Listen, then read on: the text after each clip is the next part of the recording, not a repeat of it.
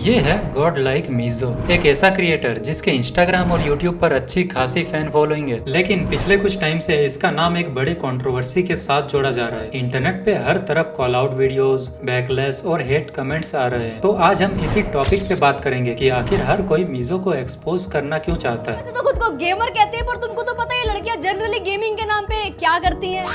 Meso की audience meso को जो है दो बड़े रीजंस की वजह से देखती है, ना तो वो गोडल है और ना ही वो उसका गेम प्ले। वो 890 रुपीज पर मंथ का प्रीमियम चार्ज करके एक्सक्लूसिव कंटेंट प्रोवाइड करती हैं, जो मोस्टली हाफ रिवीलिंग फोटोज और बोल्ड वीडियोस जैसा वल्गर कंटेंट होता है, जो क्लियरली दिखाता है कि उनकी प्रायोरिटीज एज अ क्रिएटर क्या हैं। मीजो के अकॉर्डिंग वो एक वैरायटी गेमर और स्ट्रीमर है, बट कंट्रोवर्सी यहाँ से शुरू नहीं हुआ। लोगों का कहना है कि ये गेमिंग से ज्यादा वल्गर कंटेंट बनाती है। मीजो का सबसे बड़ा कंट्रोवर्शियल स्टेप था उसका Instagram subscription model, 890 per month का सब्सक्रिप्शन, जहाँ सपोजिटली एक्सक्लूसिव कंटेंट मिलता है। अब बात ये थी कि इस सब्सक्रिप्शन के अंदर जो कंटेंट दिया जा रहा था उसमें ज्यादातर सिर्फ बोल्ड और हाफ रिवीलिंग फोटोज और वीडियोस ही थे। मतलब जो चीजें फ्री फीड में लिमिटेड दिखाई देती थी वही चीजें और ज्यादा ग्लैमरस और अटेंशन ग्रैबिंग फॉर्म में सब्सक्राइबर्स को मिलती थी। इसी वजह से लोगों ने ओपनली कहना शुरू किया कि मीजो की कंटेंट प्रायोरिटी बहुत क्लियर है। वो गेमिंग और वैरायटी स्ट्रीमिंग से ज्यादा अपना फोकस इस तरह के विजुअल अट्रैक्शन पर रख रही है। अब इंस्टाग्राम सब्सक्रिप्शन अपने आप में कोई बुरा कॉन्सेप्ट नहीं है। असल में ये एक बहुत पावरफुल टूल है क्रिएटर्स के लिए, क्योंकि अनलाइक यूट्यूब जहाँ रेवेन्यू का एक कट प्लेटफॉर्म ले लेता है, इंस्टाग्राम का सब्सक्रिप्शन का 100% अमाउंट क्रिएटर के पॉकेट में जाता है। मतलब अगर किसी क्रिएटर के 100 लॉयल फैंस भी हो जो एक एक्स अमाउंट पर मंथ पे कर रहे हैं, तो वो इजीली एक डिसेंट इनकम जनरेट कर सकते हैं। इसका फायदा क्रिएटर्स को बहुत ज्यादा हुआ है। जहाँ क्रिएटर्स को अगर अपना कोई कोर्स बेचना हो या फिर कोई अलग सा कंटेंट बिहाइंड द सीन्स या फिर किसी वीडियो का अर्ली एक्सेस भी हो सकता है, ऐसे कंटेंट्स को वो इस सब्सक्रिप्शन मॉडल के साथ डाल सकते हैं, जिसमें ऑडियंस को कुछ अमाउंट पे करना पड़ेगा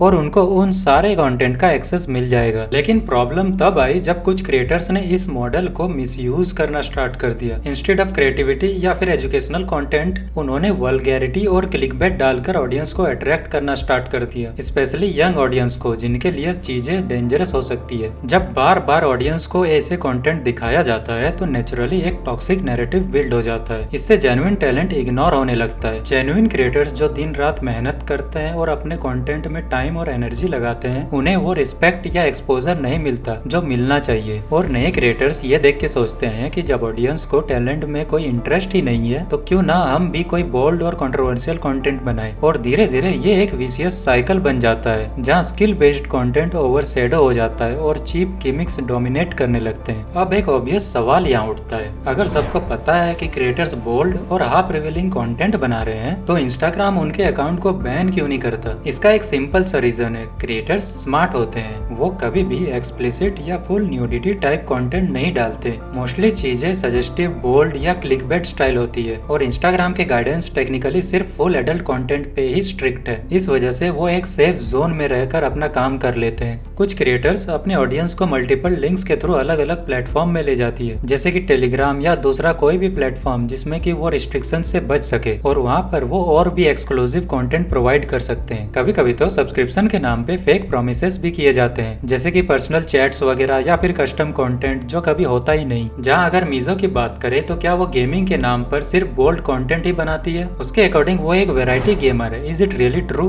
तो देखो, मीजो ने नो डाउट काफी गेम्स खेले हैं, लाइक अमेंथी, एल्डर रिंग्स जैसे गेम्स वो खेल चुकी है, जो रिस्पेक्ट डिजर्व करता है। लेकिन जब कम्युनिटी का एक मेजर हिस्सा आपको ज्यादा नॉन गेमिंग कंटेंट के लिए ही जानता हो तो डाउट तो उठता ही है। अब अगर तुम मीजो के चैनल पे जाओगे तो तुम्हें गेमिंग वीडियोस तो दिखेंगे, बट उससे कहीं ज्यादा आउट ऑफ गेमिंग कंटेंट भी मिलेगा। और अगर बाकी क्रिएटर्स की बात करें तो ऐसे बहुत से क्रिएटर्स भी है जो बिना बोल्ड या वल्गर कंटेंट के भी कम्युनिटी में अच्छा खासा रिस्पेक्ट कमा के बैठे हैं। जैसे कि 8-बिट सीक ने BGMI के ऑफिशियल लैन तक क्वालिफाई किया है, जो उसने किसी बोल्ड कंटेंट की हेल्प से नहीं किया बल्कि अपने स्किल और मेहनत से किया। वहीं कास्पर ने वैलोरेंट में अपना काफी अच्छा खासा नाम बनाया है, और जाया के बारे में बताने की शायद मुझे जरूरत ही नहीं, वो इंडिया की सबसे रिस्पेक्टेड फीमेल गेमर्स में से एक है। ऐसे कई क्रिएटर्स है जो अपने स्किल, बेटर कंटेंट और मेहनत से आज अच्छा खासा रिस्पेक्ट कमा रहे हैं, जिनकी फैन फॉलोइंग उनके कंटेंट और अचीवमेंट से है, ना कि कोई बोल्ड और हाफ रिवीलिंग कंटेंट से। और कहते हैं ना, लुक्स में attract the eyes but talent captures the soul.